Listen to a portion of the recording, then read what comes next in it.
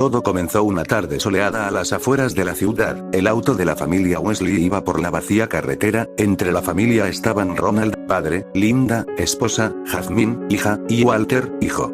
Ya era medianoche y aún no llegaban a su destino cuando de repente una extraña figura se abalanzó de la nada contra el coche. El preocupado padre trató de calmar a los niños, pero no sirvió de mucho ya que un brazo largo destrozó la ventana de la puerta y se llevó al padre con él. Se podían escuchar los gritos del hombre y extraños sonidos. Cuando los gritos cesaron, una de las extrañas criaturas se acercó a la ventana donde los niños yacían escondidos. La asustada madre pisó el acelerador. Parecía que ya estaban fuera del peligro cuando se dio cuenta de que los frenos no funcionaban y el acelerador se atascó. Tratando de encontrar una manera de detenerse, se acercó a un pequeño bosque para caer en un río, pero una criatura más grande que las otras apareció de la nada y todo se vio negro. Cuando por fin Walter despertó, se dio cuenta de que solo quedaban él y Jasmine. Walter vio una cámara y rápidamente la recogió y tomó una foto a la criatura, luego se fue con ella. Jasmine, confusa de que su hermano se había ido con esa cosa, logró mirar la foto antes de que otra de las criaturas clavara sus dientes filosos en ella. Yo era el alborotador en la escuela. ¿Sabes? Siempre había un niño en la clase que nunca tomaba ninguna lección en serio, que destrozaba el salón de clases cuando el maestro no estaba allí, que hablaba sin parar, a pesar de las constantes amenazas vacías del maestro. Ese fui yo. Estaba muy familiarizado con el director en el tercer grado, a quien visitaba un promedio de 9 veces por semana escolar. Mis calificaciones eran bajas, como era de esperar, pero en ese entonces no me importaba. Cuando digo en ese entonces, me refiero a mis años de escuela primaria, que fueron de 1997 a 2000. Que es también donde comienza mi historia. Recuerdo a mi maestra de tercer grado, la señorita Darwin, quien recientemente había sufrido un divorcio, y yo me aprovechaba de ella en cualquier momento que podía. Reprobaba un examen y ella siempre me daba puntos de simpatía. Le tiraba una goma de borrar a una de las chicas y me despedían con un suave alto, por favor. Recuerdo con desdén a mi maestro de cuarto grado, el señor Garrett, quien bajaba mi calificación en un 10% cada vez que respondía incorrectamente una pregunta en clase. Y luego estaba la señorita Valerie, mi maestra de quinto grado. La señorita Valerie era diferente de todos los demás profesores. Mientras que todos los demás me veían como una causa perdida, ella me miraba con favor y afecto. Se reunía conmigo después de clase y repasaba el material conmigo, hasta asegurarse de que lo entendía. Ella me enseñaba los fines de semana. Ella me motivó a realmente hacer el trabajo. Como probablemente ya habrás adivinado, mis padres rara vez estaban ahí para mí, y ella rápidamente se convirtió en una figura materna. Solo desearía haberlo mostrado. En todo caso, era peor estudiante para Valerie que para Darwin o Garrett. Necesitaba atención más que nada, y creo que, en el fondo, ella lo sabía, incluso cuando hablé en voz alta con mi camarilla durante la clase, incluso cuando me negué a entregar mis tareas, incluso cuando tomé 15 minutos de baño. Viajes todos los días. Siempre me sentí culpable cada vez que me enviaba a regañadientes a la oficina del director para que me detuvieran, aunque yo no era consciente de ello. Y entonces, todo eso cambió. Creo que la mayoría de ustedes saben de lo que hablo cuando digo que odié especialmente esas películas educativas de hace 20 años. Ya sabes, las campañas de alimentación saludable y prevención de drogas que la escuela nos dejó durante un mes al año. ¿Recuerdas de ir? Sí, esas cosas. Y la campaña anti-bullying. Jesús, eso fue una tortura. Pasamos la totalidad de los viernes aprendiendo cómo hacer frente a los acosadores, cómo no convertirse en un acosador, cómo hablar cuando eres un espectador. Por supuesto, nunca presté atención a nada de eso. Todos consistían en escenas granulosas y de baja calidad de personas que claramente tomaban antidepresivos y hablaban sobre el problema de los acosadores en las escuelas. Todos tenían títulos cursis, también. No se quede al margen del bullying. Tome el bullying por los cuernos. Me quedé dormido durante todos y cada uno de ellos. Recuerdo claramente aquella tarde de marzo, cuando la señorita Valerie nos mostró un video, titulado simplemente, La cebra. Ella insertó la cinta en la videograbadora y nos dijo que prestáramos atención, porque el mensaje era muy importante. Atenuó las luces y encendió la televisión. No estuve despierto la mayor parte del tiempo, pero lo que vi fue un poco confuso. Comenzó con una escena de dibujos animados de África, sin título ni nada. Una cebra mal dibujada apareció a la vista y se cruzó con una manada de leones que rodeaban a un antílope. Eso es todo lo que vi antes de poner los ojos en blanco, reclinarme en mi silla y quedarme dormido. Me despertó la voz de Valerie, diciendo, y por eso no deberías ser una cebra. ¿Alguna pregunta? Nadie tenía ninguno, pero por lo que escuché en el almuerzo ese día, nadie lo entendió completamente. Aparentemente, se suponía que la cebra representaba a un transeúnte, los leones eran matones y el antílope era una víctima. La trama era que la cebra vio cómo los leones devoraban al antílope y no habló para detenerlo. No podría haberme importado menos el mensaje, pero a medida que avanzaba el día, me preocupé. Los niños bailaban por los pasillos cantando alegremente. No somos cebras. No somos cebras. Cuando les tiré gomas de borrar a las niñas, no reaccionaron. Golpeaba sus caras y rebotaba con una bofetada, pero permanecían inmutables, todavía cantando no somos cebras. Felizmente.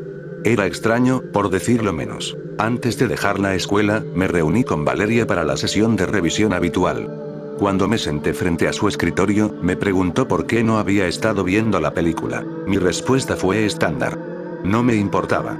Al escuchar esto, suspiró profundamente. ¿Sabes, Luke?, dijo, una vez me parecí mucho a ti.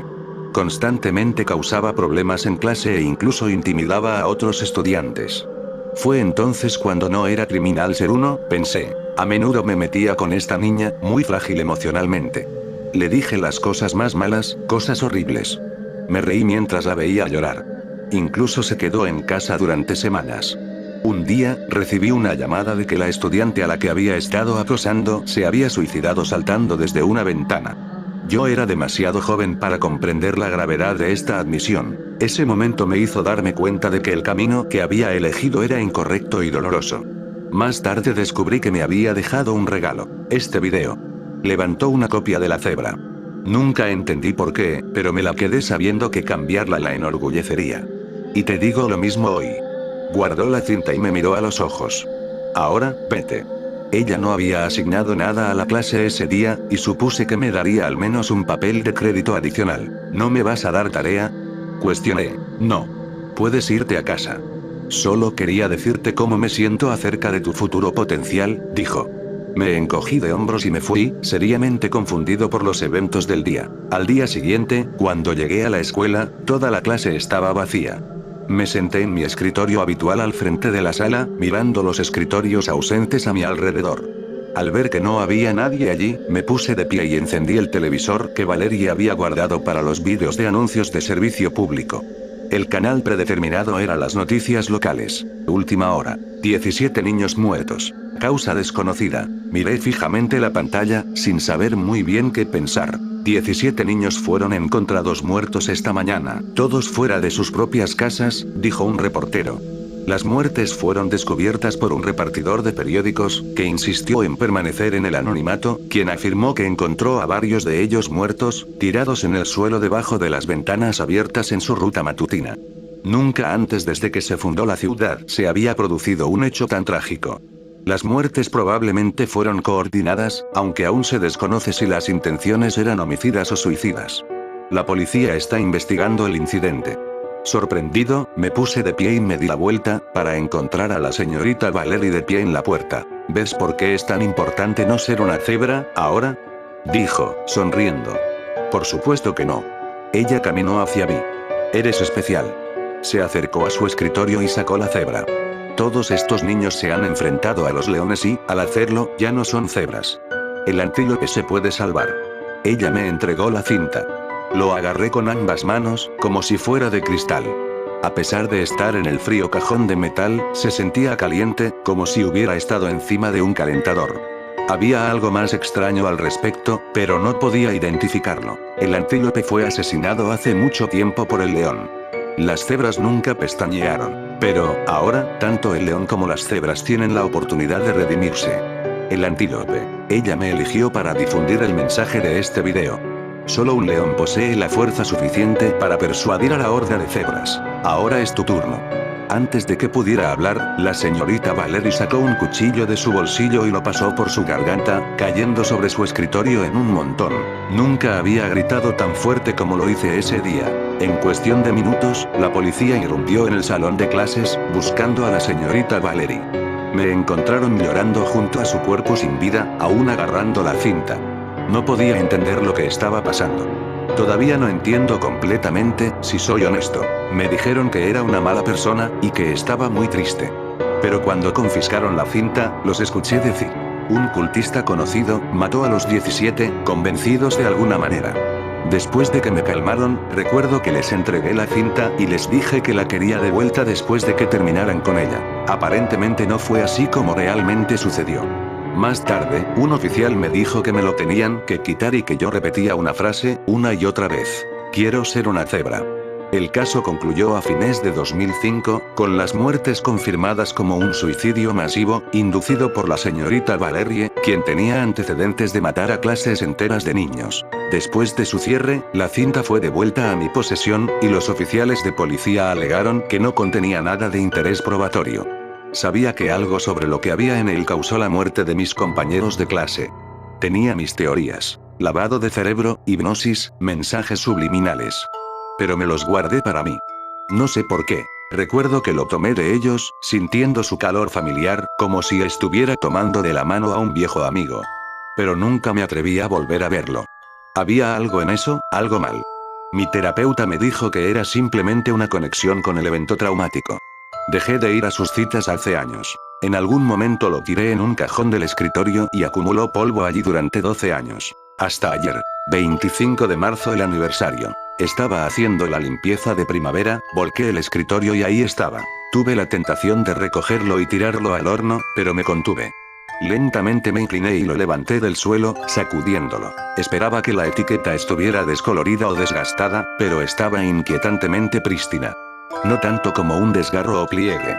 Todavía podía ver las palabras impresas en él, que parecían nuevas. Estudio 58 Productions presenta De Cebra a la Cebra, una película educativa anti-bullying. Y entonces me di cuenta de algo. Esa única cosa que nunca pude ubicar cuando la señorita Valerie me dio el casete por primera vez. Esa única cosa que me había disuadido de verlo una vez más. Era ligero, demasiado ligero para un casete. La cinta no tenía, ni tuvo nunca, ninguna película.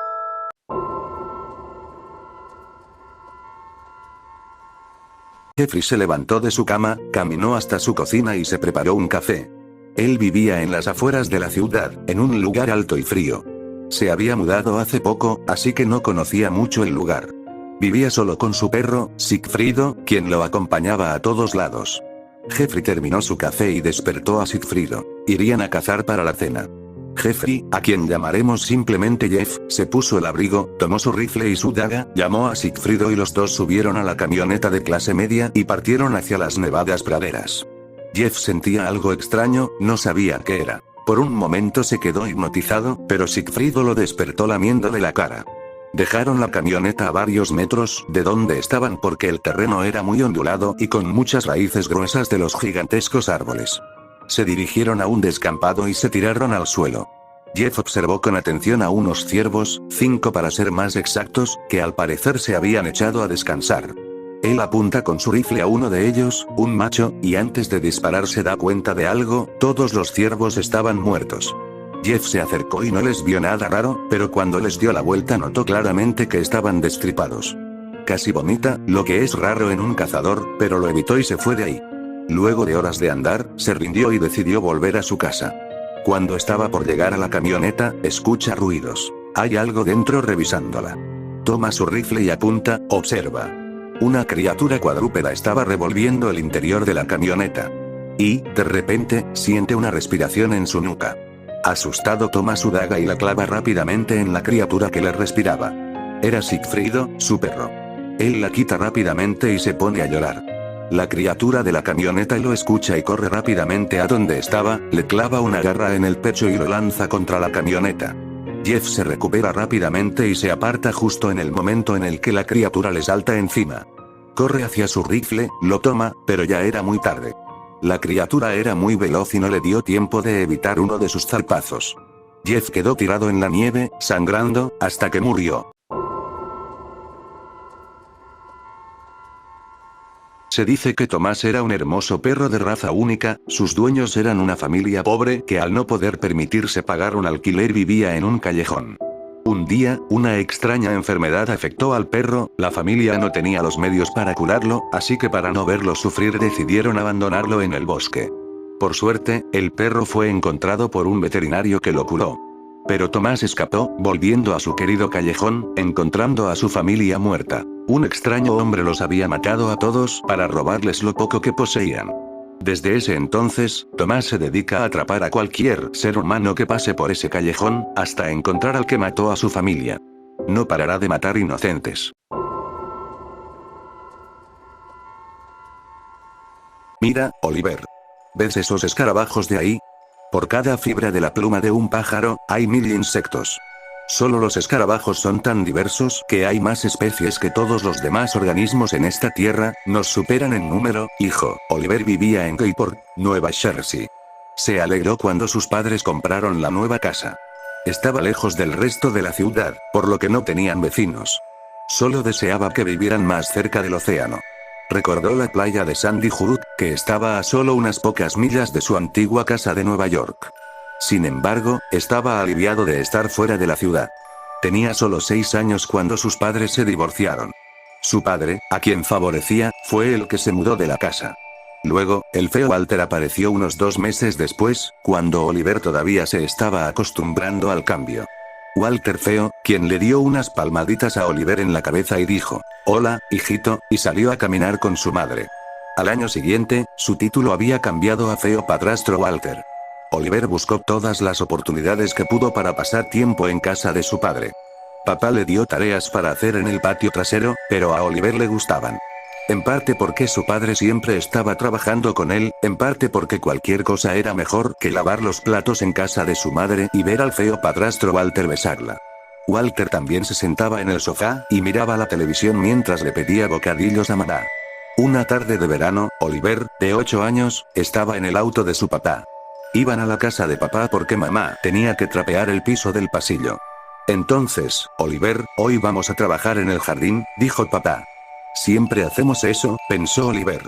Pero no le importó. No podía soportar otro hola, hijito de Walter.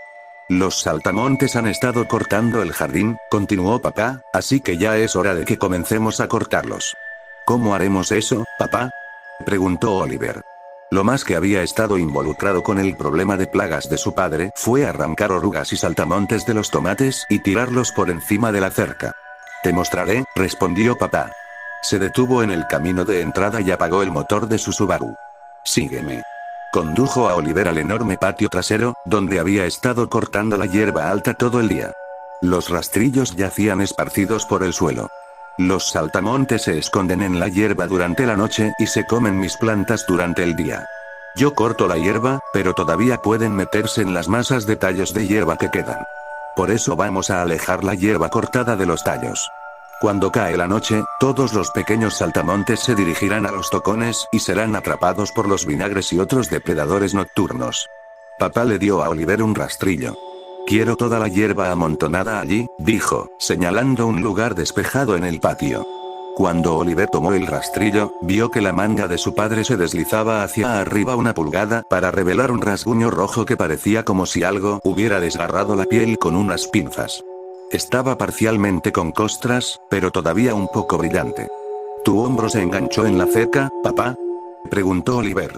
Los ojos de papá se volvieron distantes por un segundo, pero sonrió y dijo, así es, hijo. La cerca ni siquiera tendría púas si esos rancheros pudieran controlar su ganado. Oliver recordó cuando las vacas invadieron su patio. Papá estaba furioso por la destrucción de sus cultivos. Sin más preámbulos, pongámonos a trabajar en esta hierba. Durante aproximadamente 1 hora, Oliver y su papá rastrillaron el césped en una pila. Se elevaba 4 pies en el aire y tenía el doble de ancho. Podía ver los ojos negros y brillantes de los saltamontes, o algún otro insecto, asomándose desde la pila de hierba. Oliver los miró fijamente durante unos segundos y luego miró a su padre. ¿Terminamos ahora?, preguntó, echando otra mirada furtiva a los ojos fijos, pero se habían ido. Sí. Será mejor que te lleve a casa ahora, Oliver. Espero que Moira ya haya terminado de trapear el piso, dijo papá. Oliver escuchó a papá murmurar ese maldito comedor de pasteles en voz baja. Más tarde se enteraría de que la frase murmurada se refería a la razón por la que enviaron a Oliver fuera de la casa. Cuando Oliver fue llevado a casa por su padre, Walter salió a saludarlo. Hola, hijito, dijo Walter, alborotando el cabello de Oliver. Quiero que te vayas, pensó Oliver. Miró hacia atrás. Papá no se había bajado del auto y sus labios se movían en maldiciones no pronunciadas. Mira, Robert. Llamado Walter. Papá forzó una sonrisa de dolor. Al menos alguien compartía la aversión de Oliver por Walter. El padrastro feo Walter. 2 días después, Oliver le preguntó a su mamá si podía ir un rato a la casa de papá. «Estás pasando más tiempo allí que en la escuela estos días», suspiró mamá, pero lo dejó ir. Esta vez fue ella quien condujo. Hoy, estaban recogiendo orugas. «Recuerda, no los aprietes cuando los estés arrancando de las plantas o te vomitarán jugo verde», dijo papá. Le dio a Oliver una jarra de leche con unos centímetros de agua en el fondo. «Ahí es donde las pondrás. No tiene sentido tirarlas por encima de la valla ahora. Simplemente volverán. Afortunadamente, las orugas no pueden nadar, así que solo tienes que tirarlas en la jarra y dejarlas. El agua hace el trabajo. ¿Entendido, Oliver?» Pero Oliver no escuchó. «Papá». El grito. Una pala apoyada contra el cobertizo acababa de tambalearse. Como por voluntad propia, se cayó, golpeando a papá en la cadera y tirándolo al suelo. «Mierda», gruñó papá. Oliver se quedó allí, congelado en estado de shock. Miró la cadera de su padre. Dios, había sangre. «Papá. Papá, ¿estás bien?», dijo Oliver, comenzando a entrar en pánico. «Está bien, Oliver. Voy a ponerme unas vendas». «Está bien, no duele», dijo papá, con la voz sin aliento por el dolor en la cadera. «Ahora, Oliver, quiero que tomes esta jarra de leche y encuentres algunas orugas. Voy a entrar y ponerme algunas vendas en la cadera. ¿Entendido? Está bien. Vuelvo enseguida. Recoge algunas orugas». Se levantó, hizo una mueca y comenzó a cojear hacia la casa, usando la misma pala que lo había golpeado como muleta. Oliver lo vio llegar a la puerta y recogió su jarra de leche. Entró en el jardín y vio un gordo gusano cornudo verde. Cuando lo recogió, lo apretó sin control y lo arrojó al suelo mientras un líquido verde y amarillo le salpicaba el brazo. Entonces notó que le temblaban las manos. «Cálmate», él pensó. A Oliver no le gustaba la sangre. Recordó a su profesor de historia diciendo que Ulysses Grant se desmayaría al ver sangre. Por eso Oliver hizo su informe sobre él. Se estremeció y trató de distraerse de la idea de su padre desangrándose en el baño, con las vendas sin aplicar en la mano. Ese día, mamá recogió a Oliver y llevó a papá al hospital. Regresó más tarde diciendo que un grupo de nervios había sido severamente dañado por la pala. Caminaba bien, pero le dolía la pierna cuando se esforzaba demasiado. Necesitaría la ayuda de Oliver más de lo habitual cuando se ocupara de su jardín. Oliver sintió algo de alegría en esto, pero aún deseaba que su padre nunca hubiera resultado herido. Después de que papá se quedó a cenar, con los labios apretados y mirando a todos lados menos a Walter, subió a su auto y le dio las buenas noches a Oliver, quien lo había seguido hasta la puerta. «Oliver», dijo papá, asomándose fuera de su auto con una mirada seria en su rostro. «¿Sí?», respondió Oliver. «Asegúrate de cerrar la ventana cuando vayas a dormir esta noche». 1 hora más tarde, Oliver obedeció la orden de su padre y selló la ventana. Las repeticiones de la caída de la pala entraron en sus sueños, y algo más, la pared del cobertizo se movía en todas direcciones a la vez, como si estuviera cubierta por miles de hormigas negras y rojas. Fue una ilusión óptica que le hizo daño en la cabeza y lo despertó. Sin embargo, volvió a dormirse. Tal como papá había predicho, Oliver lo ayudaba con su trabajo con mucha más frecuencia. Oliver comenzó a olvidar el incidente y disfrutó durante los meses siguientes. Hasta que se hizo evidente que mamá estaba embarazada. ¿No es genial que finalmente vayas a tener un hermanito? Todavía es un poco temprano para un ultrasonido, pero espero que sea una hermana. Mamá le dijo. Oliver sintió que ya tenía una ligera aversión por el bebé por nacer, sabiendo que serían los genes de Walter los que heredaría. Sin embargo, el bebé nunca nació porque su madre pronto dejaría el mundo, ocurrió unos 6 meses después del incidente de la pala. Mamá dejó a Oliver en casa de papá, y se quedó para contarle a papá los resultados de la ecografía. Era una niña. No estaba por ningún lado, al menos en la casa. Ella y Oliver intentaron abrir la puerta de su dormitorio, después de que sus llamadas y golpes no fueran respondidos. Después de algunas dificultades, se abrió para revelar una vista extraña. Todas las ventanas estaban cerradas, atrancadas y selladas con masilla. El bórax estaba literalmente en todas partes. El piso y los estantes estaban cubiertos con él. Los postes de la cama estaban untados con vaselina. Botellas de repelente de insectos numeradas en decenas, apiladas en el tocador. Mirando hacia abajo, Oliver vio que la puerta había sido pegada a la pared y al piso, de ahí la dificultad para abrirla. Lo que no encontraron ahí fue a papá, y mamá decidió llamar a su celular. Oliver salió, pensando que podría estar haciendo algo en el jardín. Ring. Venía del cobertizo. Oliver se quedó confundido por un momento, luego se dio cuenta de que era su mamá llamando a papá. Debe estar ahí consiguiendo algunas herramientas. Oliver se acercó al cobertizo y, por un segundo, las paredes se llenaron de hormigas. Sin embargo, desaparecieron tan pronto como Oliver tomó 2 veces. Antes de que pudiera llamar a papá, Oliver, no entres. Papá, dijo Oliver. ¿Por qué no? Solo ve a buscar a mamá, dile que llame a la poli, papá. Gritó Oliver, positivamente asustado. Ya había sido sacudido por la rareza de la habitación de papá. Vamos. Oliver pisoteó, dividido entre abrir la puerta y obedecer a papá. En su indecisión, una voz en su cabeza dijo ayuda a tu padre. Cuando abrió la puerta, el hedor insoportable fue lo segundo que lo golpeó. El primero fueron las moscas. Fue cuando vio la fuente de ambos que se desmayó. Oliver se despertó. Estaba oscuro. Había estado fuera hasta el anochecer. También estaba húmedo y cálido. Sintió la tierra húmeda debajo de él, luego se golpeó la cabeza contra la superficie dura un pie por encima de él. Estaba debajo del cobertizo. Interrumpiendo sus pensamientos vino una ola de enfermedad. Después de una arcada larga y dolorosa, Oliver miró a su alrededor en busca de la franja de luz que lo guiaría fuera de debajo del cobertizo. Al verlo, se abrió camino a través del espacio de acceso e inmediatamente se detuvo en estado de shock. Algo se movía debajo de él. A través de la tenue luz, distinguió cientos de larvas de escarabajos gordos que se revolcaban y se revolcaban en el suelo. Papá le había enseñado a no tenerle miedo a los insectos. Oliver se adelantó, barriendo las larvas del camino con las manos. Cuando logró salir, sintió que la sangre le goteaba por la espalda. Se arrastró todo el camino y corrió hacia la casa sin mirar atrás. Lo que había visto en el cobertizo, Oliver todavía se sentía mal del estómago cuando abrió la puerta trasera y llamó a mamá. Su voz se sintió distante e inútil, pero mamá respondió. Oliver, ¿dónde estabas? Entró en la cocina y se detuvo, boquiabierta. Oliver se dio cuenta de que debía estar cubierto de cuerpos aplastados de larvas de escarabajo de junio. ¿De qué es toda esa sangre en tu espalda? Ella preguntó. Es papá, respondió Oliver débilmente. Llama al 911.